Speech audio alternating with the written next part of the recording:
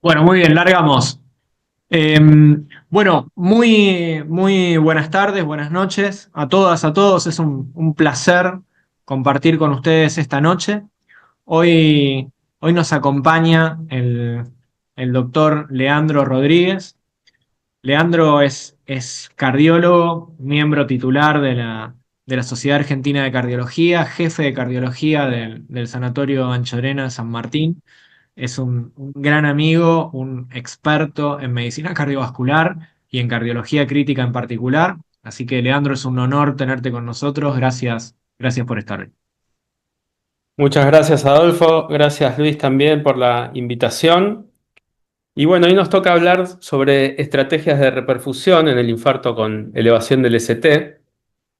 Y yo les quería compartir dos casos clínicos muy atípicos de dos infartos comunes, pero muy atípicos, tales así que fueron publicados en el New England y en Circulation. Ya van a ver por qué. Uno por lo que terminamos haciendo los médicos cuando nos sobran los recursos y en otro cuando nos faltan. La verdad que son muy interesantes y por eso los quería compartir con ustedes. Este es el primero, es un señor, miren que voy a sacar la camarita, así veo bien la pantalla. Es un señor de 44 años, esto salió publicado en New England hace 7 años, que presentó dolor torácico severo y mareos en el puesto de enfermería donde trabajaba en Australia, a 1000 kilómetros de Perth, ya van a ver por qué, y a 150 kilómetros del centro médico más cercano. Él era el único enfermero de turno cuando aparecieron los síntomas y como no había otro personal médico disponible, realizó y envió por correo electrónico sus propios electrocardiogramas a un médico de urgencias que conocía. Miren arriba el primer electrocardiograma que se hace este enfermero que se encontraba solo en su lugar de trabajo. No sé si llegan a ver una bradicardia. No hay un QRS seguido que siga una onda P, así que vemos también un bloqueo B completo. No queda claro bien cómo resolvió esta situación, pero a los 50 minutos está este otro electrocardiograma que si prestan atención vemos un supradesnivel del ST en la cara inferior, en D2, D3, ABF, y ese infradesnivel especular que se puede ver en la cara anterior, muy notable ahí en B2. Ahí este señor se hace el diagnóstico de un infarto agudo miocardio con elevación del ST de la cara inferior. ¿Qué es lo que hace? Él se autocanuló ambas fosas antecubitales, se puso dos vías, se dio aspirina, se tomó clopidogrel, se puso un isordil sublingual, se pasó heparina y opioides. No digo que haya que hacer esto, ¿no? Cuando tratamos, cuando tengamos un infarto, pero bueno, este señor se encontró solo, empezó a hacer preparativos para trombolisis con tenecteplase, activó un sistema de emergencias de derivación, se puso parches de desfibrilación y preparó todo un kit por si había alguna complicación y se pasó a los trombolíticos. Este paciente fue derivado después en avión, en vuelo sanitario a 1000 kilómetros a Perth. Le hicieron, estaba en Australia, ¿no? Las distancias allá, igual que en muchos lugares en la Argentina, son así de extensas. Hicieron ahí una cinecoronariografía que tenía la coronaria derecha ocluida. Perdón, ya estaba abierta la coronaria derecha porque él había pasado el trombolítico con flujo TIMI 3, o sea, un flujo muy bueno de circulación, la arteria abierta. Quedó con un deterioro muy leve de la función ventricular, le pusieron un stent y a las 48 horas estaba en su casa continuando el tratamiento. Este es el primer caso. Y este segundo caso, muy parecido, también un hombre de 45 años, estaba a las 5:30 de la mañana en Estados Unidos, contexto totalmente distinto, paseando a su perro y empieza con dolor de pecho, por lo cual a las 6:05 llama al 911. A las 6:09, 4 minutos después, llegan los paramédicos, le hacen un electrocardiograma a los 7 minutos, 11 minutos desde que él activó el sistema, y activaron el protocolo a las 6:17. Le dieron aspirina, oxígeno, esto ya no se utiliza más, este caso es del 2010, y nitritos sublinguales, El hospital zonal estaba a 5 millas, que no tenía angioplastia, y el que le seguía estaba a unos 80 kilómetros, a 50 millas. Así que lo llevaron al primer hospital a las 6:26, a los 21 minutos de que él llamara al 911. Este era el electrocardiograma que le hicieron. Vemos acá un ritmo sinusal, este supradesnivel del ST bien notable en la cara anterior. En el primer hospital lo esperaba un helicóptero que lo transportó al segundo hospital a las 6:37. Acá se mide el primer tiempo puerta a puerta, que fue de 11 minutos, y llegó a las 7:10 de la mañana. Pasaron la cuerda a las 7:27. El tiempo entre el primer contacto médico con dos traslados y la angioplastia fue de 82 minutos. El tiempo puerta a balón del segundo centro fue 61 minutos y el tiempo isquémico total fue de 117 minutos, menos de 2 horas. La verdad que un caso muy extremo de altísima performance en el tratamiento. Estamos hablando de esto de hace 15 años en el primer mundo. Hablemos un poquito de lo que nos toca a nosotros en la Argentina, ¿no? Donde la enfermedad cardiovascular es la causa más común de morbimortalidad, y esto es más aún en países de bajos ingresos como el nuestro. El síndrome coronario agudo suele ser la primera manifestación clínica de esta enfermedad y la cardiopatía isquémica es la principal causa de muerte. El 40% aproximadamente es de hombres y mujeres. Obviamente en la Argentina no tenemos datos muy exactos. Estimamos más o menos entre 50.000 y 60.000 infartos por año. Esto es más o menos 10 infartos cada 10.000 habitantes, si tomamos en cuenta todas las edades, o 25 infartos cada 10.000 habitantes de los mayores de 35 años. Entonces, si el paciente viene con un dolor de pecho, con una sospecha de síndrome coronario agudo, ya sabemos que el electrocardiograma es el que nos va a hacer el diagnóstico. Acá nos podemos encontrar con dos opciones: supradesnivel del ST o no tener supradesnivel del ST. En el caso del supradesnivel del ST, esto ya lo vamos a llamar infarto, o sea, ya tenemos el diagnóstico hecho y no vamos a necesitar ni enzimas cardíacas, ni hacer una angiografía, ni hacer ninguna prueba de imagen para hacer el diagnóstico. Este paciente tiene la arteria tapada y hay que destaparla lo antes posible. En el caso de la ausencia de ese supradesnivel del ST, es una sospecha de síndrome coronario agudo que va, en base a estos elementos, las troponinas, la angiografía o pruebas de imágenes, vamos a terminar haciendo el diagnóstico de infarto sin elevación del ST, angina inestable o vamos a descartar el síndrome coronario agudo. Entonces, lo que nos toca hablar a nosotros hoy es en el infarto con supradesnivel del ST, que nosotros lo que tenemos que pensar cada vez que nos enfrentemos a una imagen como esa en el electrocardiograma, es que hay una arteria ocluida como la que vemos ahí y que la mortalidad de este paciente es aproximadamente el 20%. Nosotros vemos solamente el 10% de mortalidad, que es la que llegan a los hospitales, pero sepamos que la mitad de los pacientes se muere antes de llegar a la atención médica y se mueren por arritmias como estas, ¿no? Fibrilación ventricular o taquicardia ventricular.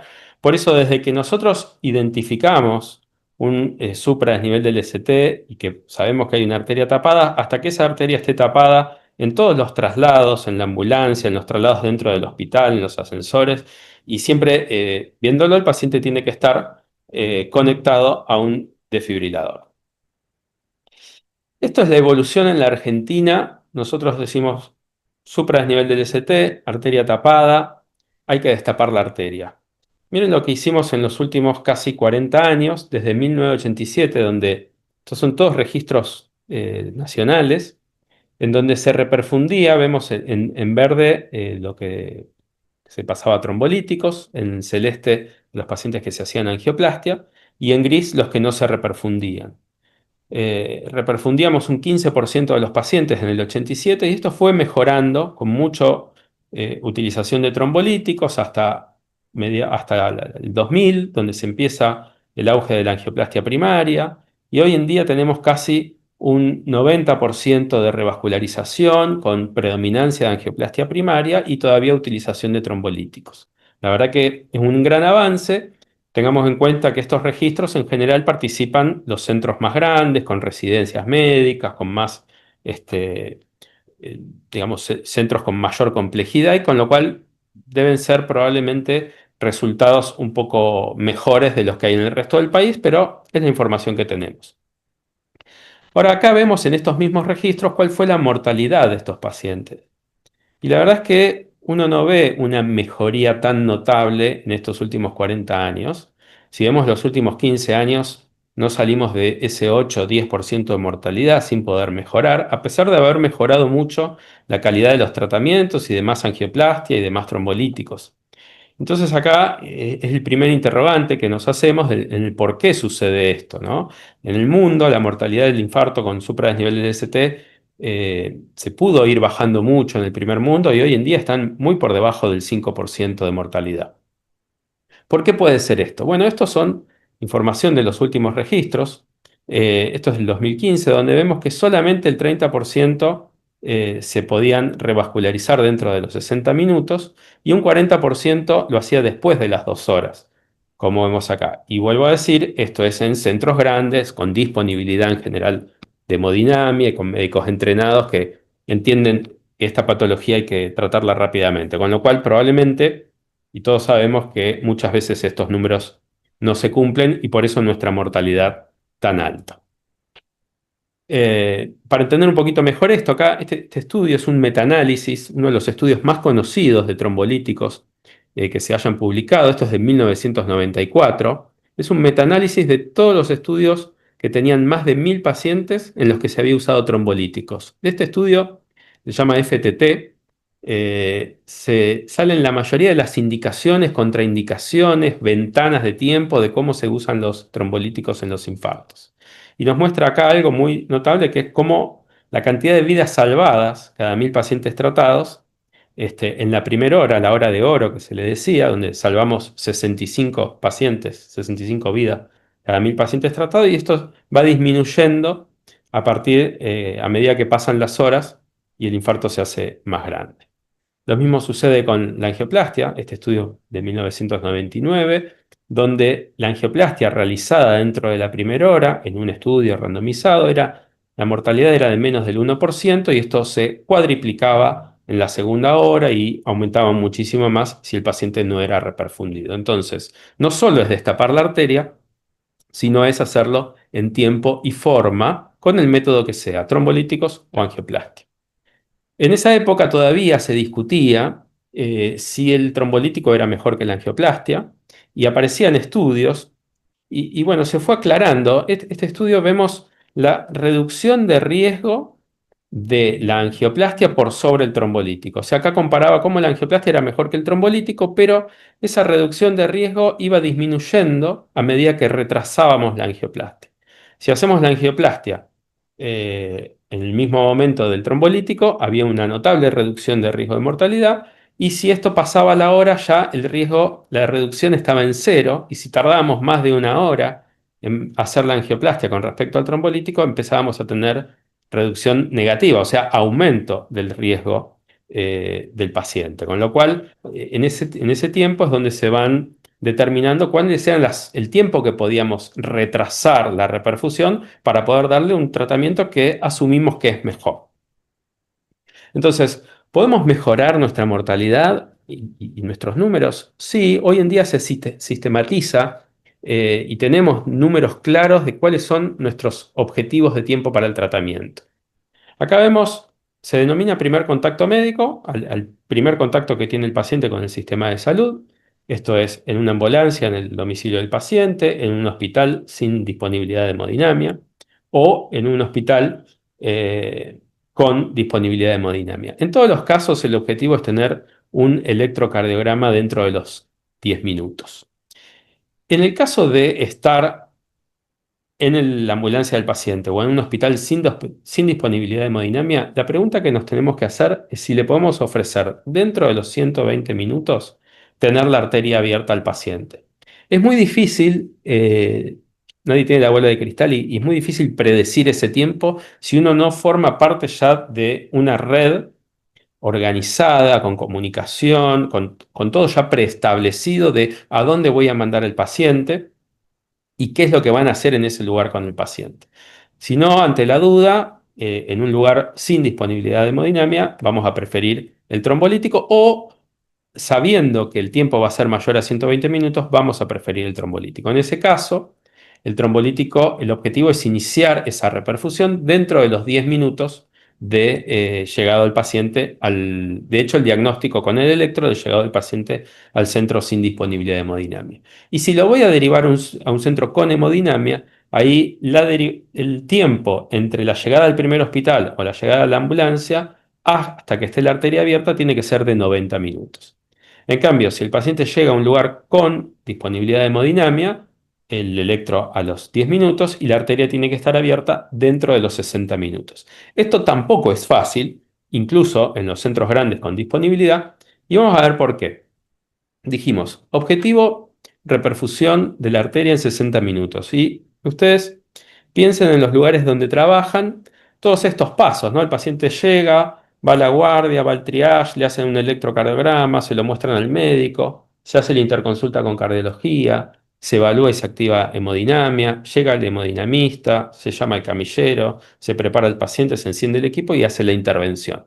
Imaginemos, ¿no?, que esto lo hacemos todo muy rápido, el paciente se recepciona en la guardia, se hace el triage y se hace el electrocardiograma en 10 minutos. El cardiólogo macanudo baja en 5 minutos a evaluar el paciente, lo evalúa, se fija qué hemodinamista está de guardia, habla con la familia y lo llama por teléfono. El hemodinamista que está en su casa deja de hacer lo que está haciendo, va a buscar el auto, viene en hora pico al lugar donde estamos trabajando, estaciona, llega, se pide su ropa para cambiarse y entrar al quirófano y lo pide y todo eso lo hace en rapidísimos 40 minutos.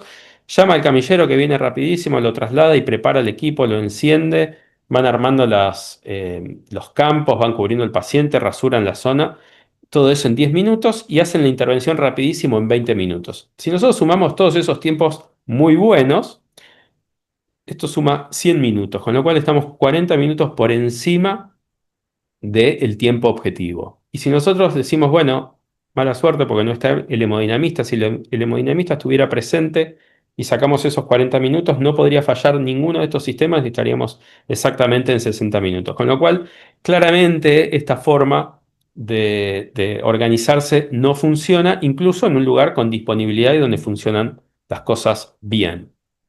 Entonces, ¿cómo mejoramos estos tiempos? Bueno, para empezar, hoy en día necesitamos trabajar con redes de derivación.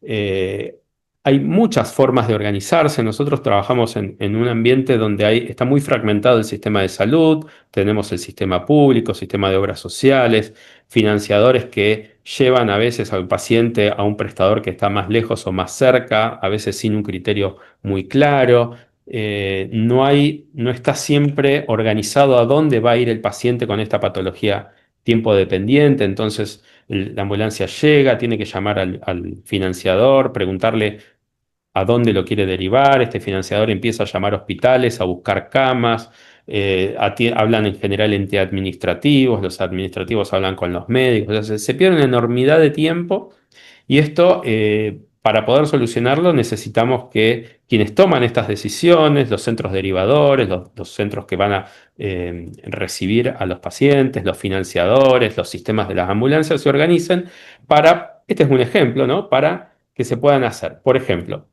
en este sistema, acá vemos en el anillo más externo, los hospitales, estos se organizan como redes hub-spoke.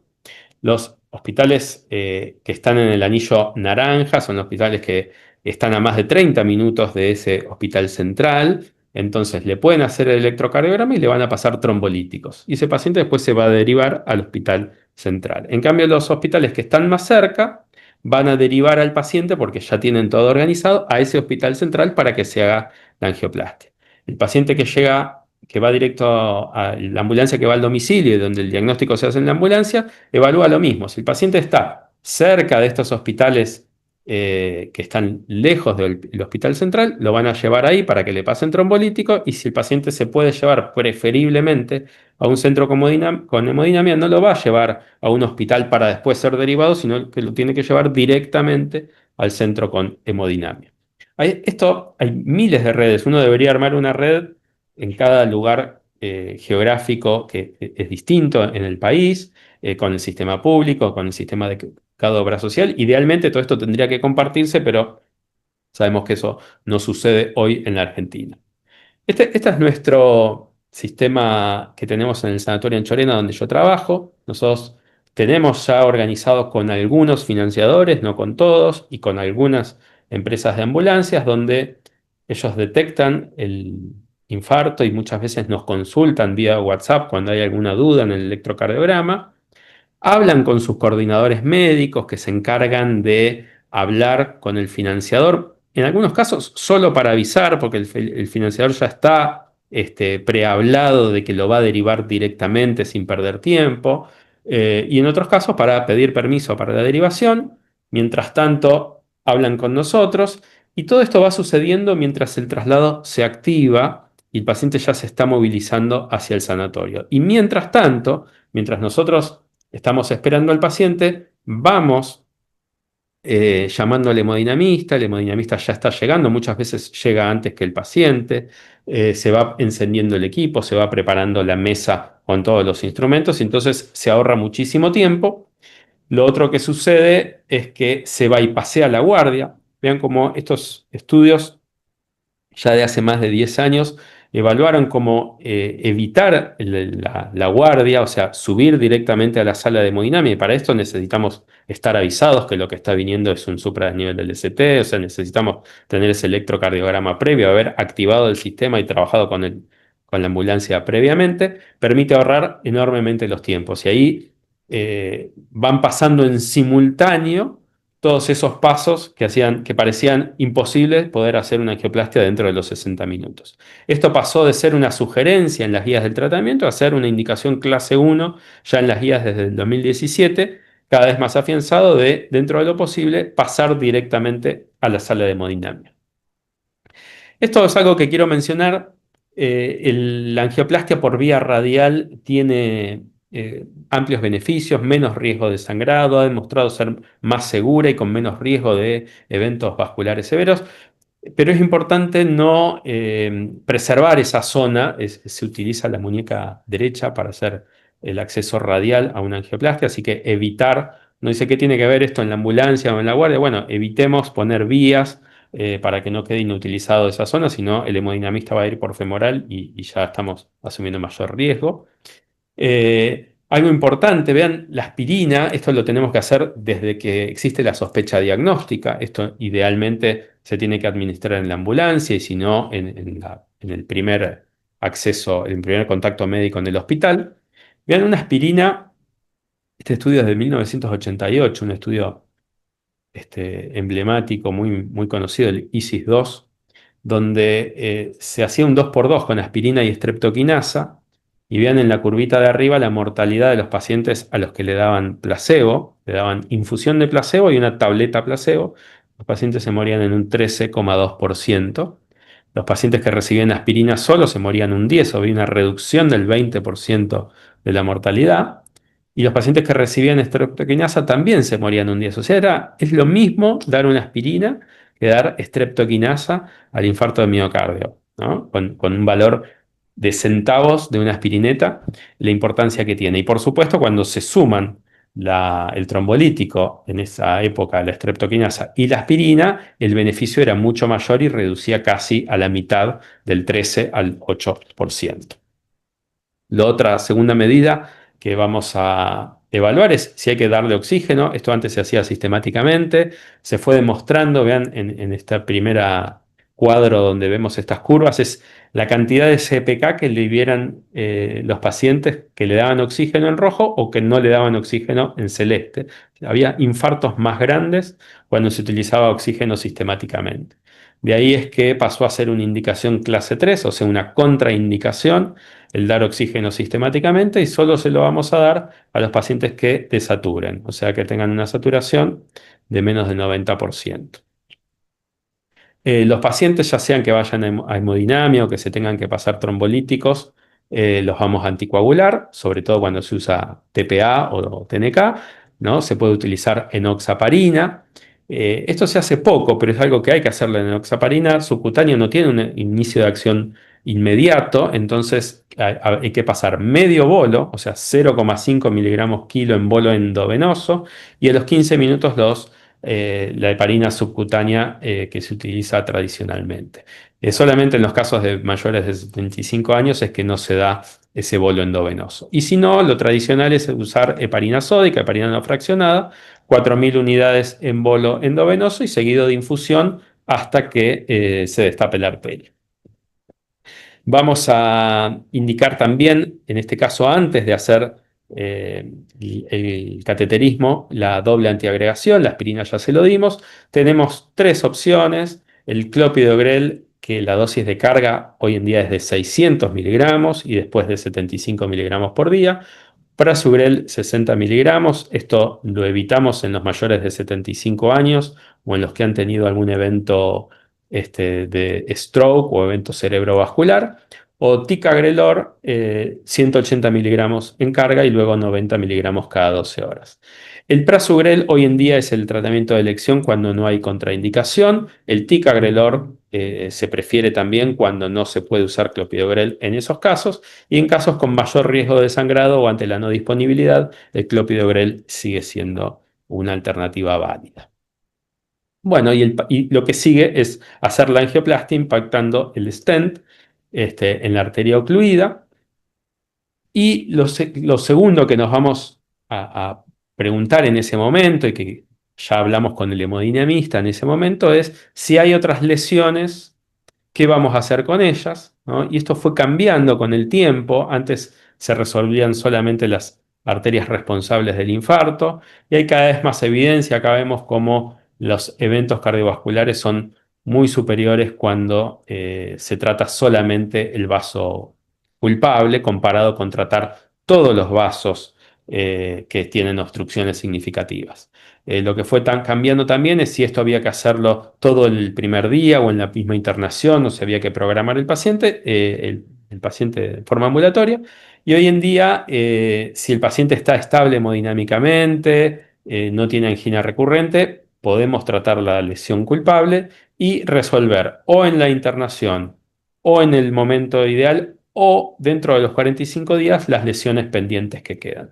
Otra de las cosas que cambió es en el caso del shock cardiogénico, donde es al revés de lo que se hacía antes: tratar de que el paciente esté el menor tiempo posible en la sala de hemodinamia, tratar solamente la lesión culpable y derivar al paciente a la unidad coronaria para seguir su recuperación. Esto es un poquito el resumen de lo que les estaba diciendo. En el caso del síndrome sin elevación del ST, se hace revascularización completa, pero la indicación es clase 2. Se puede evaluar funcionalmente las otras lesiones. En el caso del infarto con elevación del ST, hacemos la revascularización de todas las lesiones coronarias y en el shock cardiogénico solo de la arteria responsable del infarto.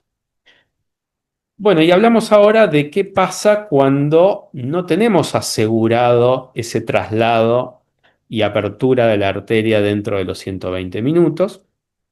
Y vuelvo a aclarar esto, es si yo estoy a muy poquita distancia de un centro con hemodinamia, pero no tengo organizado cómo va a ser la derivación o el paciente tiene alguna cobertura que no es la que uno está habituado a trabajar y ya no tengo preestablecido cómo va a ser, quién lo va a venir a buscar, quién lo va a esperar y que le van a hacer la angioplastia en tiempo y forma.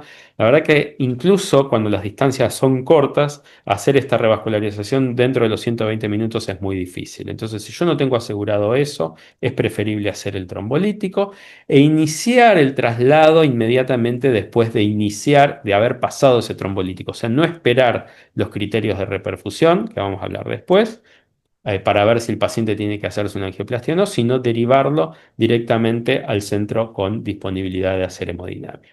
Para hacer fibrinolisis, el objetivo es hacerlo dentro de los 10 minutos del ingreso. Los agentes disponibles que tenemos en la Argentina hoy son la streptokinasa, el RTPA y el TNK.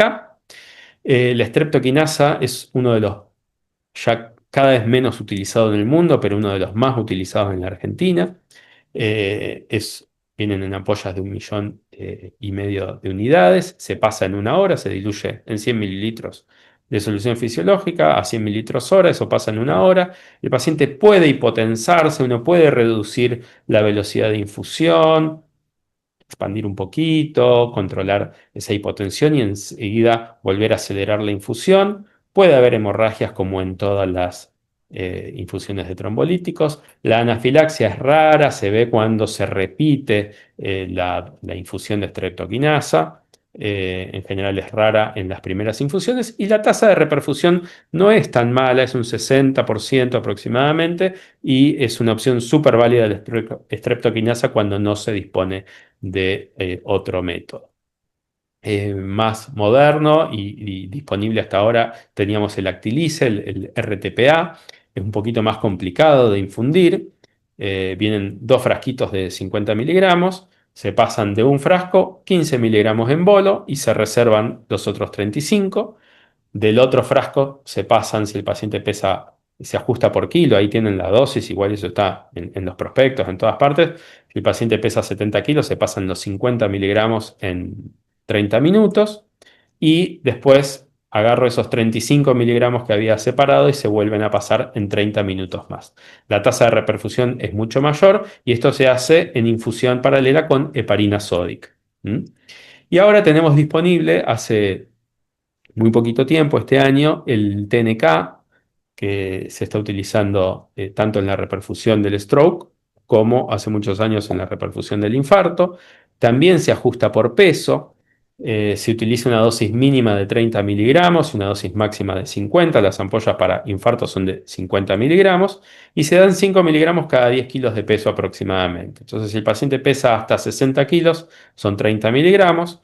Si pesa de 60 a 70, 35, de 70 a 80, 40, de 80 a 90, 45 y más de 90, 50 miligramos. Y se pasa en bolo. La verdad que es súper fácil. Luego de ese bolo, el paciente ya está en condiciones de ser derivado para que evalúen esos criterios de reperfusión en el centro ya de mayor complejidad con disponibilidad de hemodinamia. Les hablo un poquito de trombolisis prehospitalaria. Esto es algo que no se hace en la Argentina, pero que se hace en el mundo hace muchos años. Estos son tres estudios eh, de los más comunes, más importantes de trombolisis prehospitalaria. En todos se redujeron los eventos, sobre todo en los más antiguos, donde la angioplastia se hacía mucho más tardíamente y no con la misma calidad que hoy en día. Entonces el trombolítico era todavía mucho más, y sobre todo si se daba tan rápido en la etapa prehospitalaria, mucho más beneficioso. Ese primer estudio, que se llama estudio MITI, el primero que está, es del 2003. El estudio CAPTIM, que usaba TPA, la verdad que un trombolítico difícil de utilizar y se utilizaba en la etapa prehospitalaria y redujo eventos de manera significativa este estudio. Y este último estudio más moderno y que lo van a escuchar en este tiempo más seguido con el lanzamiento de TNK es el estudio STREAM, que lo vamos a ver un poquito más en detalle. El estudio STREAM compara el TNK prehospitalario que no tenemos disponible nosotros, pero que lo tenemos que pensar como el TNK que podemos pasar en ese hospital sin disponibilidad de hemodinamia para después derivarlo. Acá comparaban TNK prehospitalario seguido de un cateterismo, sistemáticamente, o sea, a todos, versus hacer la angioplastia tarde lo que tarde, sin pasar el trombolítico antes. Para entrar en este estudio, el paciente no podía ser angioplastiado dentro de la primera hora. Si había posibilidad de angioplastiarlo en esa primera hora, el paciente se le hacía angioplastia.